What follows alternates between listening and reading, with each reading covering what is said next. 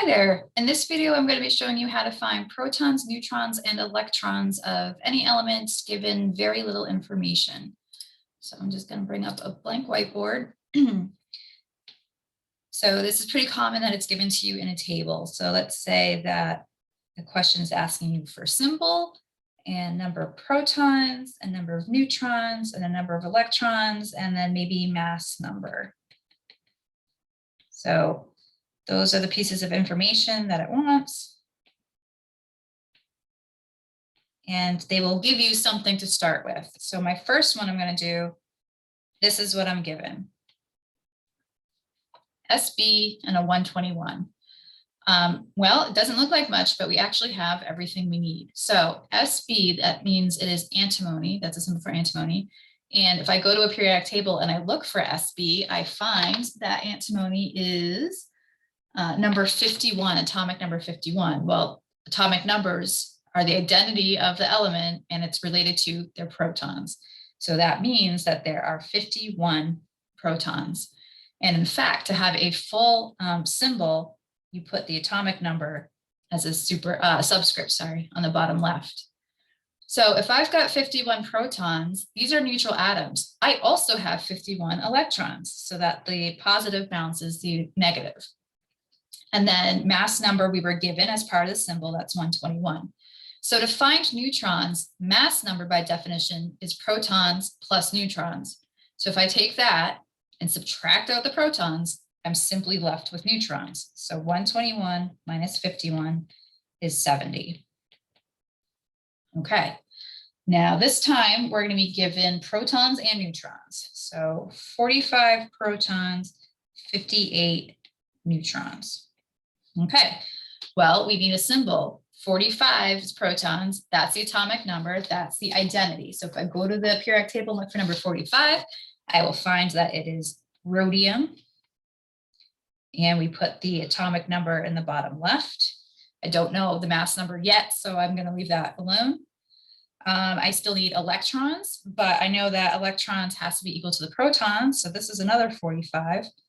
And then I know by definition that the mass number is equal to protons plus neutrons. And so I add that up and I find a mass number of 103, and I can make my symbol complete by putting the 103 on top. How about neutrons and electrons? Well, let's go ahead and do mass number. Actually, no, I'm sorry. Let's go ahead and do protons first. So it looks like, well, they didn't give us a symbol and they didn't give us any proton information. So how are we going to figure that out?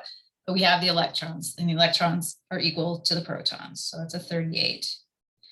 And then I can find on the periodic table that number 38 is strontium, which is Sr. And then the mass number is those protons plus the neutrons. 88 there and an 88 here. Next case will be electrons and mass number.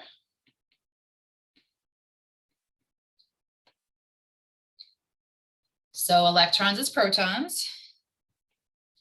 Go to the periodic table to figure out what one that is. So 52 is tellurium, Te.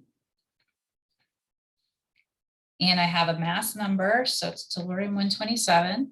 And then those neutrons, I can take the mass number, take out the protons, and I'm left with 75 neutrons. And I will give one more case. This time we'll have protons, 94, and the mass number, 239. So this is actually kind of the same as the very first one where they give us a symbol and the mass number. But now we know that having the atomic number or the number of protons will tell us the identity. So 94 is plutonium. So plutonium down here, mass number at the top.